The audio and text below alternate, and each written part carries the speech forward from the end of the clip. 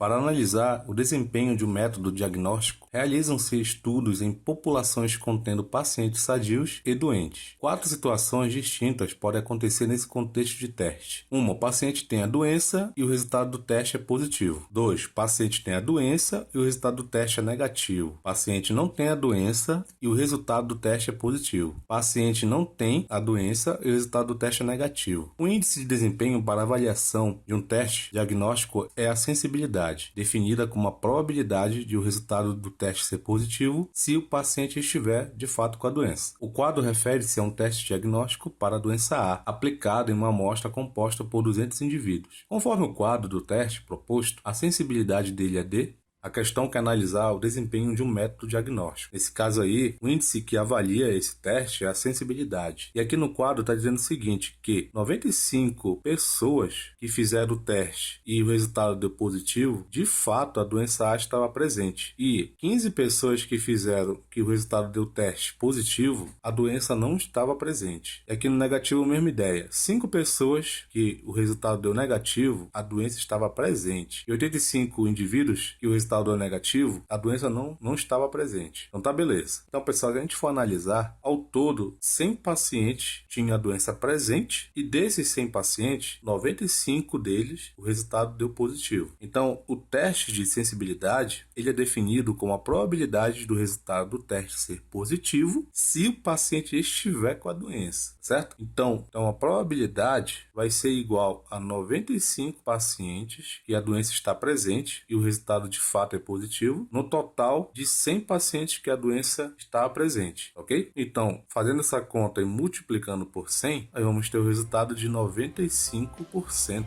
ok? Ou seja, a nossa resposta vai ser a letra I, beleza, pessoal?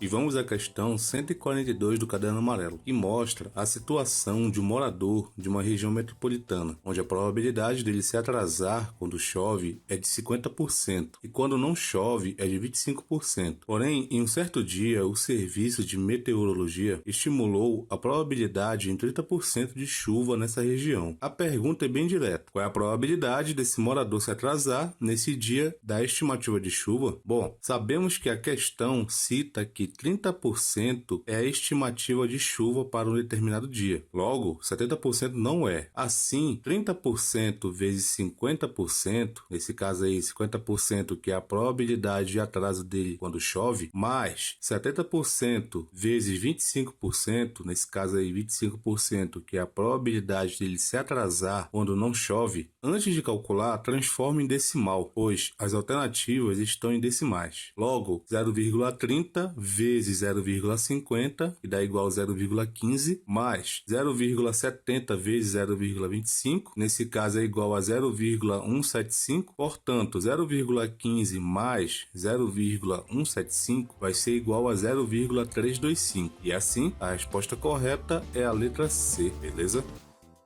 O psicólogo de uma empresa aplica um teste para analisar a aptidão de um candidato a um determinado cargo. O teste consiste em uma série de perguntas, cujas respostas devem ser verdadeiras ou falsas, e termina quando o psicólogo fizer a 10ª pergunta ou quando o candidato der a segunda resposta errada. Com base em testes anteriores, o psicólogo sabe que a probabilidade do candidato errar uma resposta é 0,20. A probabilidade do teste terminar na 5ª pergunta será? Bom, é o seguinte, você vai ter ao todo 5 perguntas. Ele quer saber a probabilidade do teste terminar na 5ª pergunta. Então, eu expressei da seguinte maneira. Eu sei que as 4 primeiras perguntas, uma resposta vai ser errada. Não importa a posição. Por isso que eu estou expressando dessa maneira aqui. Vou pegar esse 4 aqui, vou multiplicar. No caso, são 4 possibilidades que isso pode acontecer. De você errar uma pergunta nas 4 primeiras posições e acertar as outras 3. Então, 0,20, que é uma resposta errada, vezes 0,8, que é uma resposta certa. E aí eu vou levar isso ao cubo, porque elevando ao cubo, eu vou estar multiplicando 3 vezes 0,8. Então,